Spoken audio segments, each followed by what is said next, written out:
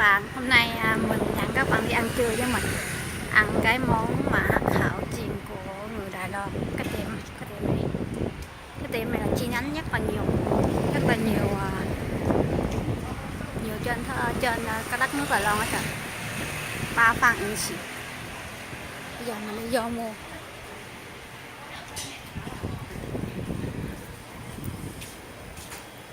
Mình ăn cái món này. 我要家里面是那种 ăn cái món hắc khảo chiên các bạn. Bây giờ là mình sẽ lựa món.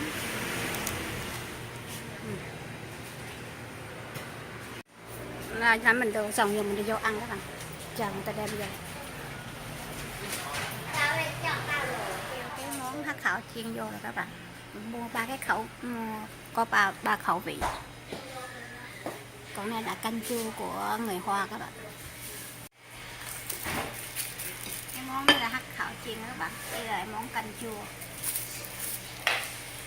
Giờ mình ăn thử những cái món này cho các bạn xem. Các bạn ăn cái này là thấy ra canh chua của người Hoa. Nó chỉ là nấm mèo với đậu hũ non các bạn, với lại nấm kim chi. Họ làm bằng giống như là súp vậy. Cái này là canh chua.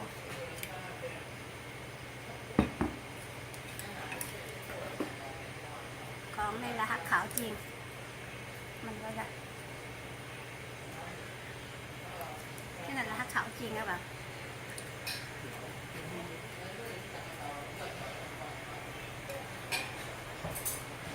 Cái này là thịt heo với lại nó đợi bắp ở trong đó.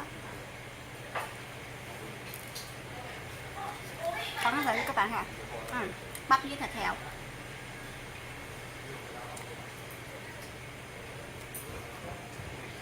Rất là ngon.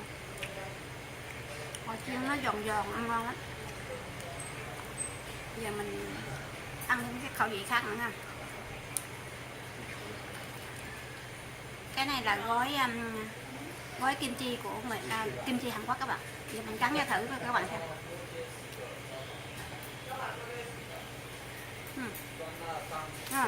Trong này là họ gói kim chi với lại thịt heo. Ăn nó cay cay.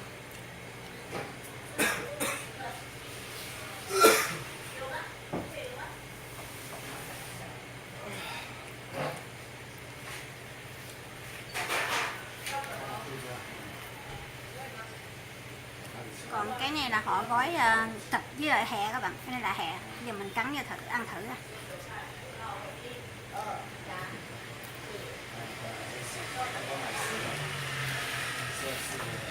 Không, cái này hẹ ở trong đó, họ cho gói hẹ với thịt trong đó.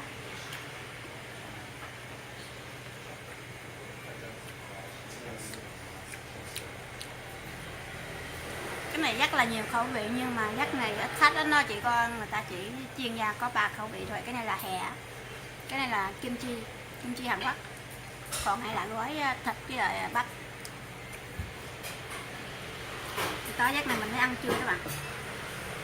Và giấc sáng ngủ trễ quá, hôm nay chủ nhật sáng ngủ trễ quá, ăn sáng rồi tới giờ giấc này là 4 giờ rồi, 4 giờ chiều mới ăn trưa. Giờ mình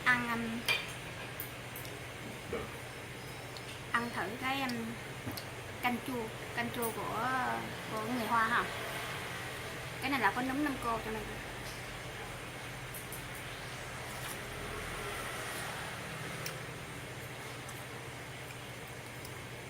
nó ăn nó chua nhưng mà nó không có chua như canh chua của mình, ăn cũng ngon.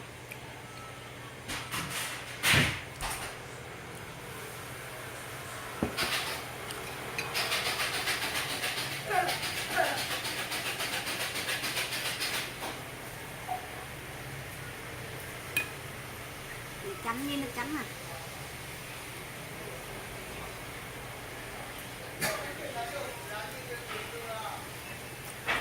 Cái tiệm này nó chi nhánh rất là nhiều nơi các bạn.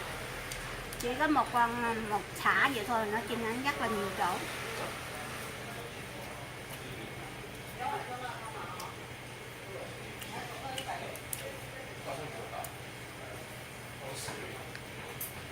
Muốn giới thiệu cho các bạn những cái món ăn của người Đài Đài Loan. Bây giờ Việt Nam mình chắc cũng có chứ không có đâu. Ngon quá.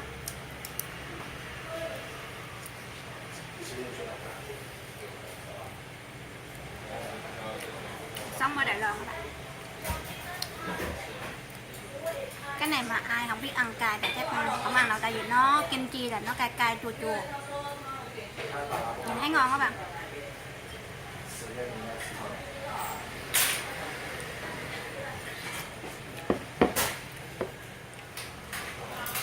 Ở Đài Loan ở Đài Loan rất là nhiều chỗ ăn mà rất là rẻ. Quên giới thiệu nói với bạn ha. Hai cái món này chỉ có 60.000 tiền Việt Nam mình thôi. Cái món canh chua này với lại với 10 cái hắc khảo chia như thế này mình chỉ có 60.000 tiền Việt Nam mình.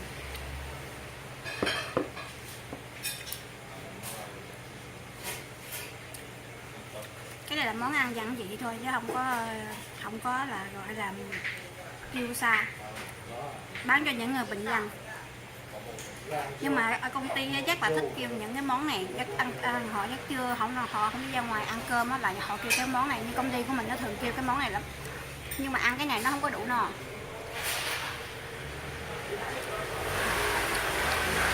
Ăn này hơi là nó đói rồi. Bây giờ mình mua chỉ có 3 khẩu vị thôi, họ chắc là nhiều khẩu vị tới 6 khẩu vị nữa, nhưng mà họ còn có 3 cái khẩu vị, mua 3 cái khẩu vị ăn thử cho các bạn xem. Bây giờ mình ăn các bạn, cho các bạn xem một lần.